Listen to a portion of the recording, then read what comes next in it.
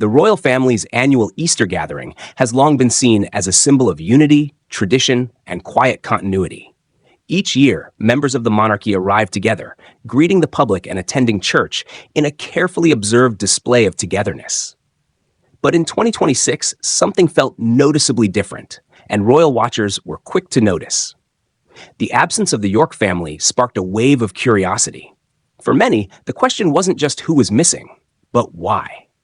At the center of the conversation is Prince Andrew, a figure whose public role within the royal family has significantly changed in recent years.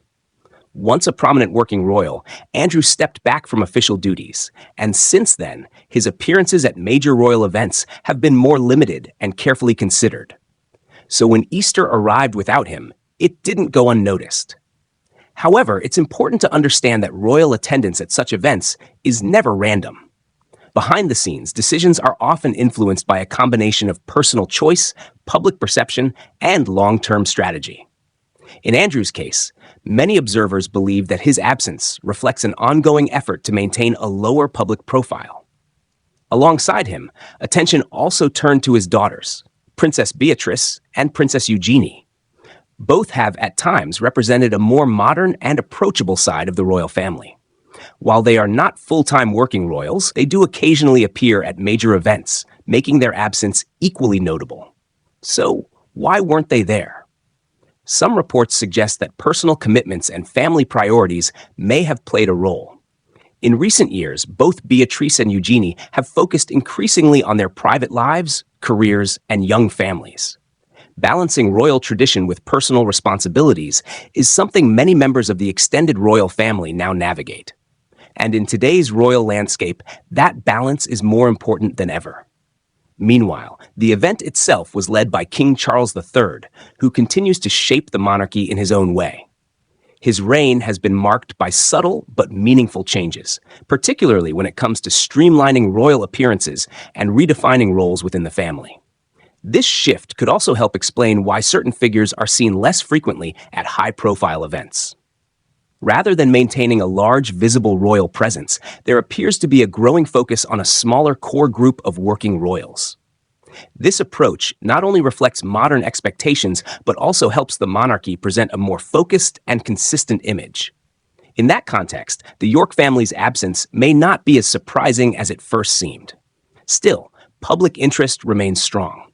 Royal events like Easter are about more than tradition. They are moments where the public looks for signals, meanings, and even subtle changes. Who attends, who doesn't, and how the event unfolds all contribute to the broader narrative surrounding the monarchy. And in 2026, that narrative continues to evolve.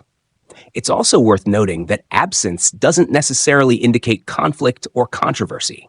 In many cases, it simply reflects the changing roles and priorities within the royal family. As younger generations step forward and older dynamics shift, the structure of royal appearances naturally changes as well. For Prince Andrew, maintaining a lower profile aligns with the direction his public role has taken. For Beatrice and Eugenie, focusing on family life and personal commitments represents a modern approach to royal identity, one that blends tradition with independence. And for King Charles III, every public event is part of a larger vision, a vision that seeks to balance history with progress, ceremony with relevance, and tradition with the expectations of a new era. As the Easter service concluded, the conversations didn't stop. If anything, they grew stronger.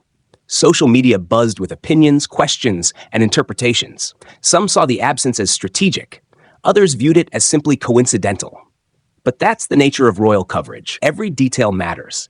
Every moment is analyzed. And sometimes, what isn't seen can be just as powerful as what is.